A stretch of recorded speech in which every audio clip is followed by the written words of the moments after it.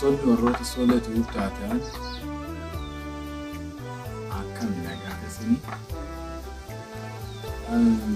Soolee Tiyuub akkuma beekamu baacoo diraamaalee garaagaraa qabatee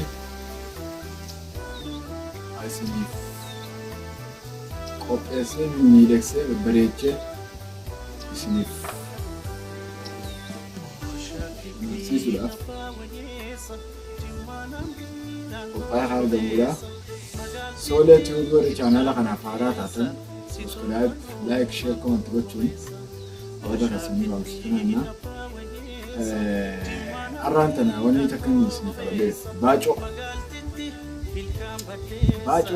takka isin qabadee baacoon mata dureen isii baacoon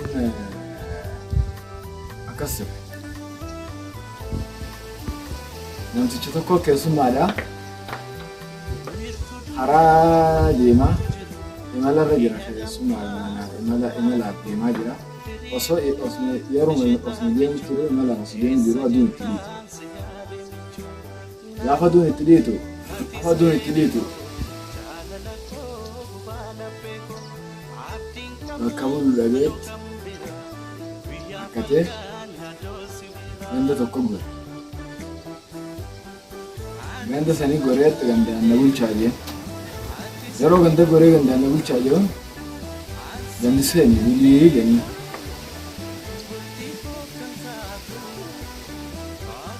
Seenii bulii yeroo gandi jiruun seenee taa'ee hidhatee haasummaan gaa ni kabajamti.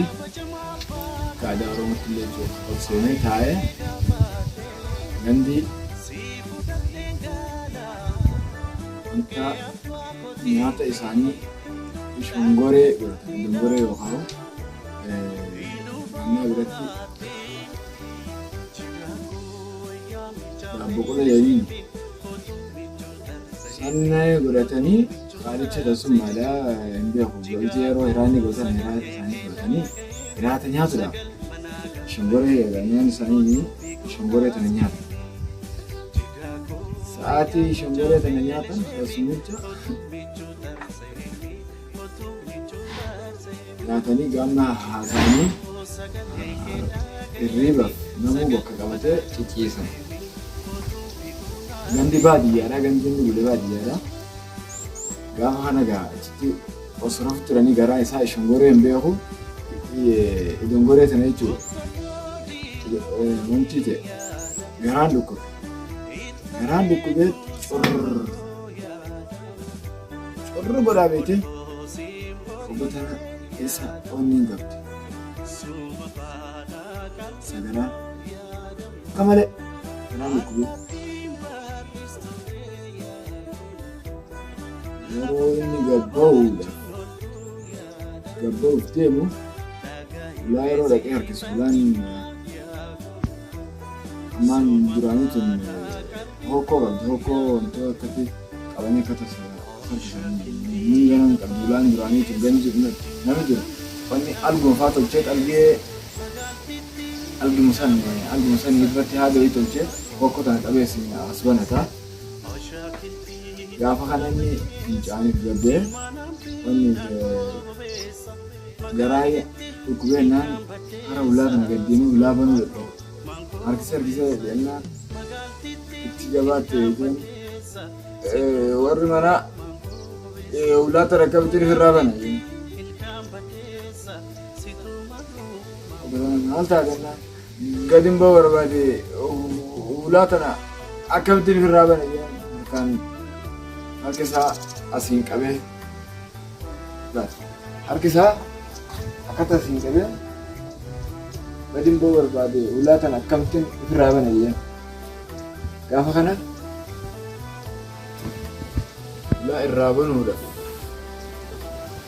Yeroo fi abbaan manaa gad oolu abbaan manaa kun gad dhufee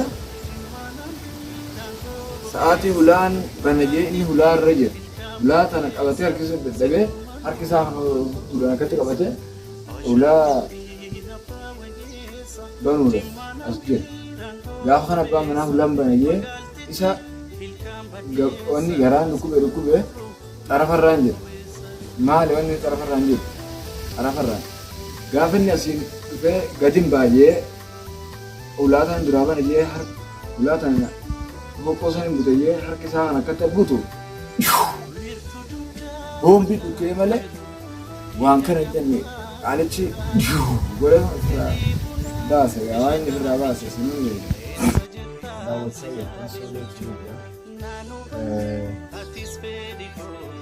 Harun bahasa bodoh, Jerome bahasa bodoh, nama